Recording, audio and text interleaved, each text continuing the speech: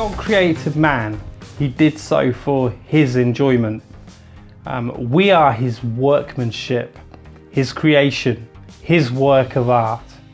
We were created to give and to demonstrate the glory of the Creator, his glory bearers. In the garden, God would walk with Adam and Eve in the cool of the day.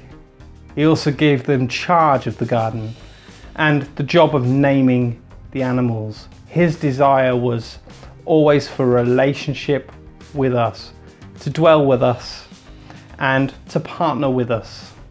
The story of God since the fall has been all about restoring that relationship. And throughout the Old Testament, God would pour out his Holy Spirit on certain people for certain tasks. Judges, elders, kings, prophets, priests, and even craftsmen. And these people were chosen by him, and he used them mightily. But it was always a promise of a day when God would pour out his Spirit on all flesh, that he would come and live in us and come upon us in power. The work that Jesus did on the cross took away the power of sin and death and enabled the restoration of the kind of relationship we had with God in the garden. We were born again. When we were born again, the Holy Spirit comes to live in us, to transform us from the inside out, tearing down the enemy's strongholds, and restoring us to our intended glory. And on ascending to heaven, Jesus commissioned the church with the job of restoring people to this right relationship with him. And before partnering with them to do this job, to start this job, he told them to wait and to receive the baptism of the Holy Spirit. In this baptism, the Holy Spirit would rest upon them and empower them to do the job that Jesus had commissioned them to do. We receive this baptism for the benefit of other people. He lives in us for us, and he rests on us for the benefit of other people. Now, as a church, there are many activities and gatherings, projects, programs, and good works that we could be doing. But many of these things could be carried out by any community group.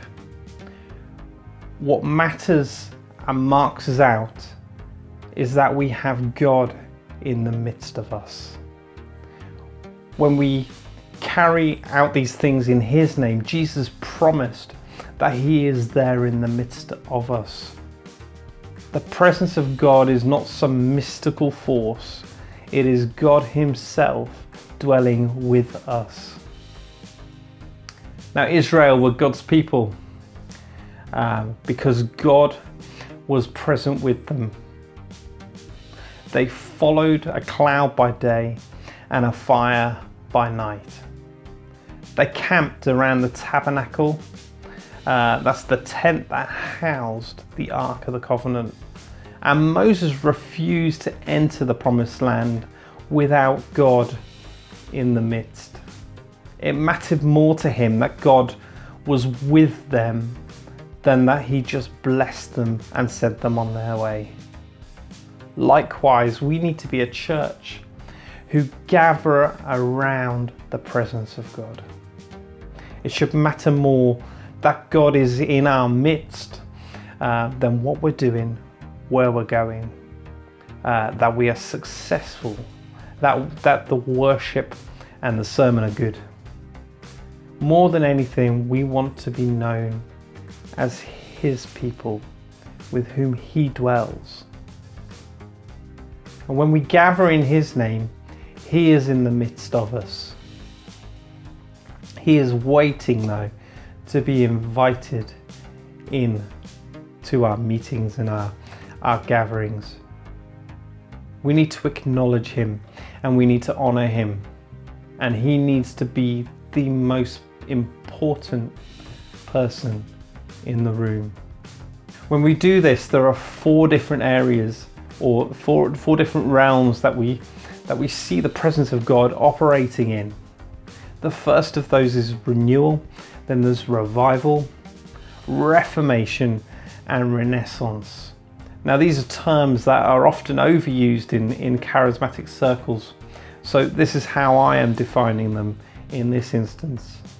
Renewal is the Holy Spirit working in individuals in increased measure. Revival is when renewal goes viral. That's when individual renewal is it's widespread across the church. And then there's reformation, and reformation is when revival starts to affect the society outside of the walls of the church. The main areas of influence, business, government, and education. And then there's renaissance, and renaissance is an increasing in innovation, invention, and creativity. And that's what ultimately we want to see our society around us affected. And that starts with honoring the presence of God in our midst.